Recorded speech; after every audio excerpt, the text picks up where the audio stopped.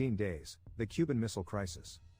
The tension is palpable as President John F. Kennedy and his advisors gather around a large table, maps and documents spread out before them.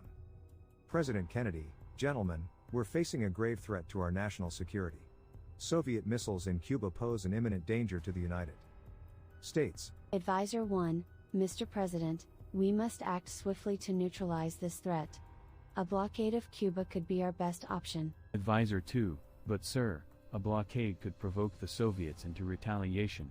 We need to consider all our options carefully. President Kennedy, we cannot allow nuclear missiles to be stationed just miles from our shores. We must find a solution that removes the threat without escalating the situation.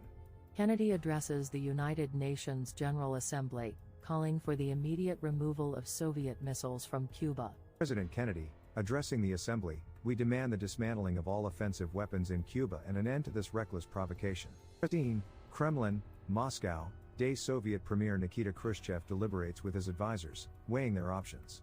Premier Khrushchev, the Americans are playing a dangerous game, but we cannot back down now. We will not remove our missiles from Cuba. Soviet ships approach the U.S. naval blockade surrounding Cuba, tensions reaching a boiling point. Scene, White House Situation Room, Day. The President and his advisors monitor the situation, anxiously awaiting news from the blockade. Advisor 3, Mr. President, we've received word that the Soviet ships have turned back. It seems our blockade is working. President Kennedy, with relief, let's hope this sends a clear message to the Soviets.